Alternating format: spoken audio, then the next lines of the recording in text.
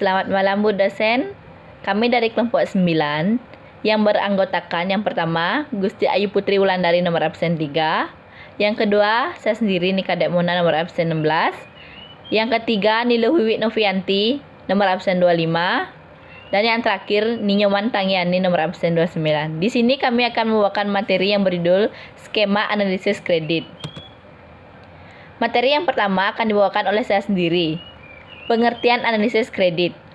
Penilaian atau analisis kredit merupakan salah satu kegiatan analisis atau penilaian berkas atau data dan juga berbagai aspek yang mendukung yang diajukan oleh permohon kredit sebagai dasar pertimbangan pengambilan keputusan apakah permohonan kredit tersebut diterima atau ditolak.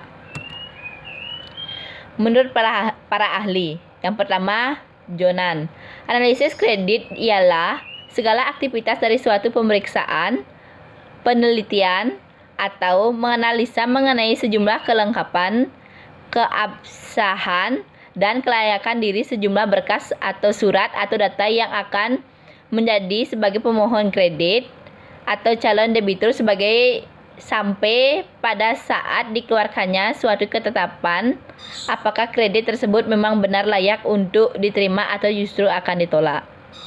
Yang kedua, Thomas Suyatno dan kawan-kawan.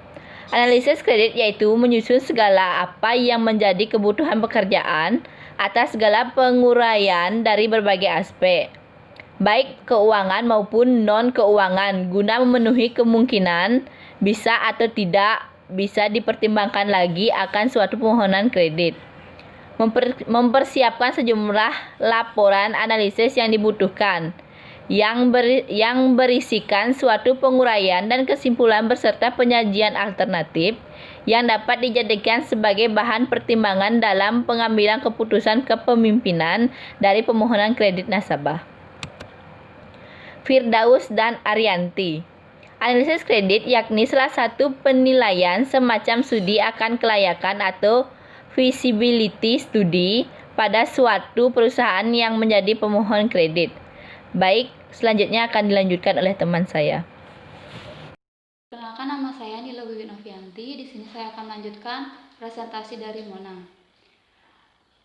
Saya di sini akan membahas tentang fungsi analisis kredit. Sebagai dasar bagi bank dalam menentukan suku bunga pinjaman dan jaminan yang harus dipenuhi oleh pelanggan. Sarana untuk pengendalian risiko yang akan dihadapi bank. Yang pertama, persyaratan dan fasilitas kredit untuk struktur, jumlah kredit, periode kredit, tujuan kredit, dan sebagai berikut. Sebagai pertimbangan bagi pemimpin atau direktur bank dalam proses pengambilan keputusan. Yang kedua ada sebagai alat informasi diperlukan untuk evaluasi kredit. Selanjutnya ada aspek penilaian analisis kredit. Yang pertama ada aspek hukum atau yuridis. Yang kedua, aspek pemasaran atau marketing. Yang ketiga, ada aspek keuangan. Yang keempat, ada aspek teknik. Yang kelima, ada aspek manajemen. Yang keenam, ada aspek sosial ekonomi. Dan yang ketujuh, ada aspek AMDAL. Selanjutnya, ada pertimbangan analisis kredit. Yang pertama, keamanan kredit harus benar-benar diyakini bahwa kredit tersebut dapat dilunasi kembali. Yang kedua, ada terarahnya tujuan penggunaan kredit, bahwa kredit akan digunakan untuk tujuan yang sejalan dengan kepentingan masyarakat atau sekurang-kurangnya tidak bertentangan dengan peraturan yang berlaku. Yang ketiga ada menguntungkan baik bagi bank berupa penghasilan bunga maupun bagi nasabah, yaitu berupa keuntungan dan makin berkembangnya usaha. Sekian presentasi dari saya, akan dilanjutkan oleh teman saya. Terima kasih. Saya akan melanjutkan presentasi dari teman saya. Contoh perhitungan modal kerja untuk perdagangan dalam setahun. Katakanlah penjualan atau omset Anda dalam 1 tahun ini sebesar 2 miliar. Dan Anda memprediksikan tahun depan akan meningkat 50%. Sehingga pendapatan Anda tahun depan akan menjadi 3 miliar. Dari penjualan tersebut, Anda memperoleh margin keuntungan sebesar 30%. Dengan kata lain, harga pokok penjualan atau HPP Anda sebesar 70%. Misalnya, saat ini Anda memiliki piutang dagang sebesar 400 juta rupiah dengan rata-rata umur piutang 60 hari atau 2 bulan atau perputaran piutang rata-rata 6 kali dalam setahun. Persediaan barang dagangan atau inventory 36 hari, atau rata-rata lamanya barang tersimpan di gudang selama 36 hari sehingga perputarannya dalam setahun sebanyak 10 kali. Biaya operasional atau gaji atau pemasaran atau sewa kantor dan sebagainya. Anda dalam setahun ini sebesar 500 juta rupiah. Dan tahun depan naik 10% mengikuti inflasi. Saat ini uang tunai yang Anda miliki hanya sebesar 50 juta rupiah. Sementara Anda masih punya hutang ke supplier.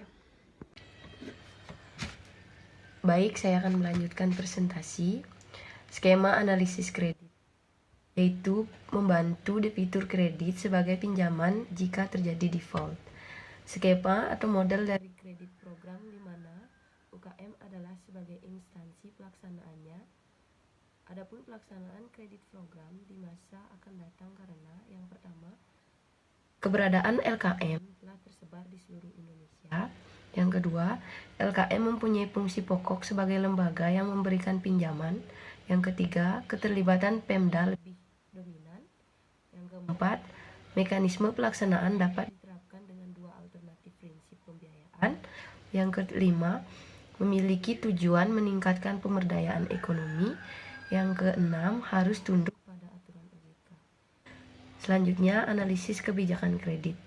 Ada 3. Yang pertama, analisis bankable bertujuan mengetahui penyaluran kredit yang diberikan sudah memenuhi kriteria. Yang kedua, analisis kebijakan investasi digunakan untuk mengetahui kebijakan bank dalam mengatur besarnya investasi primer dan investasi sekunder ataupun dana untuk kredit.